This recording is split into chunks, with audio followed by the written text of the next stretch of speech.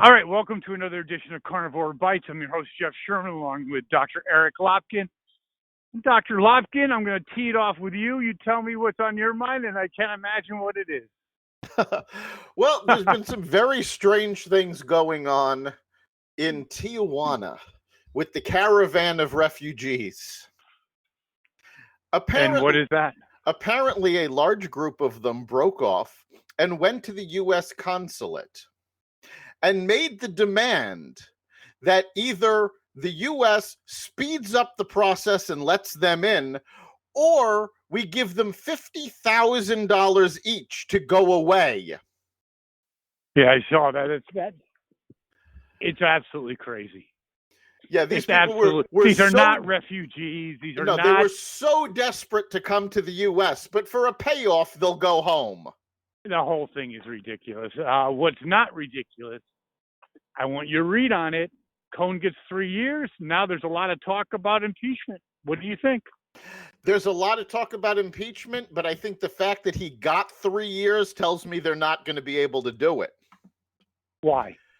3 years it was almost the max of what his crimes could get. And what was his crimes, to articulate it for our listeners? What was it? He lied. Well, paying off. There were several of them. There's a violation of campaign finance. There's lying to Congress, and then there's a couple. Now campaign finance, does that involve Trump? We don't know. That's a big thing, isn't it? It's a big thing. Honestly, I don't think it does, because he got the 3 years before the sentencing, before they went into court. Mueller made the statement that he was not going to recommend leniency because Cohen didn't cooperate enough. All right. So that tells me that Mueller didn't get what he wants. This Mueller thing, by the way, is it's scary to me as an American. It's like a shakedown cruise. It's crazy. It really is. And the thing is, the whole thing with the campaign finance is very iffy. If he hadn't pleaded guilty, he probably could have beaten this, because what they're claiming is that he paid off Stormy Daniels and another stripper. I don't remember who it was. Playboy Bunny or something, whatever. Something like that, yes. So that they wouldn't come forward and it wouldn't affect the election. Uh-huh. However, you have the Access Hollywood tape. Came out. You had numerous women came out against Trump saying he groped them, he did something. These two allegedly were involved in consensual relationships with him. Yeah, but a payoff to payoff, isn't it? No. But the idea is it has to be for it to be illegal, it has to be a payoff to affect the outcome of the election. If none of that other information affected the election, why would Trump believe that these would? I don't know the answer, but with a partisan Congress that's hell-bent on impeachment, I think it's going to be a tough 2 years for Trump. I really think that... it definitely is going to be a tough 2 years. I mean, we saw that with the temper tantrum that he and Schumer both threw in the Oval Office. Okay, but politically, don't count your chickens before they're hatched, because the same thing happened with Clinton, okay, Bill Clinton, and you know something? After his impeachment, do you know what his approval ratings were? It went 70%. Up. Yeah. Even if they impeach him. Well, he can't be convicted because the Senate's not. Right. The Senate's never going to convict him. He's not going to leave office. And there is no law that an impeached president who only served one term can't run for a second term. So they could impeach him. Well, that's a little bit of a stretch. They could impeach him, and he could still win a second term. Yeah, I don't know if legally, if Trump ordered the key is this: if Trump ordered the payout, there's a little bit of problem. But there's a history of payouts in terms of other, senators and other there's things. a long history of payouts. In fact, the Senate just passed a resolution stating that payouts for sexual harassment have to come from personal funds. They can't come from the Senate's funds anymore. Wait a second. Haven't you nailed something, though? If Trump paid out of his own pocket, I don't think that's campaign finance. It's not. For it to be a campaign violation, it's got to come out of the campaign account. Okay, well, there you go. So someone's got to know the answer to that. Either it was or it wasn't. Right. So if it wasn't, then it's good. And I tend to doubt it was, because at least one of the payouts that they're talking about came from the National Enquirer, not from Trump. So if that was never declared as a campaign contribution, it's a personal matter, not a campaign violation. Yeah, so where do you think this all goes, Dr. Lopkin? I think it's going down to the wire. I don't think the Democrats are going to let go of this. They're going to be like a dog with a bone.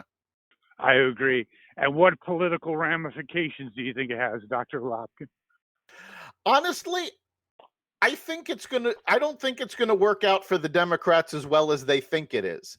Even if they do impeach him, I think it's going to drag out so long that public opinion is going to turn against them for putting the country through this. And what they fail to realize is that even if they do impeach him, even if they, by some matter of magic, were able to get him out of office, they don't get control. Mike Pence steps in. Yes, I find it very troubling. The whole Mueller investigation was a witch hunt from the start. The whole thing was orchestrated because not only the Democrats, but the swamp lost, and they didn't like it. Is that not true or what? That's exactly true. This was a temper tantrum. The entire last 2 years has been symbolized by temper tantrums. I would agree. I think it is troubling as an American that how something that was based on nothing can go 2 years, no end in sight, and can go on forever. And people talk about budget deficits and all of this. How much taxpayer money is being wasted on this investigation? Well, also, when is Mueller going to make his findings? I don't think he's going to say anything until he actually has something that he can prove. And remember, Ken Starr had evidence for 4 years, 8 years. Well, but more importantly, though, Ken Starr had evidence against Hillary Clinton in Whitewater. It was never presented because, according to Ken Starr, they could not prove it beyond a reasonable doubt. So there is still that, that caveat. If Mueller may have all sorts of things, but if he can't prove it beyond a reasonable doubt, it's not going to go forward. Well, we'll see what happens. I think I think also Jeff Sessions should be blamed for this as well.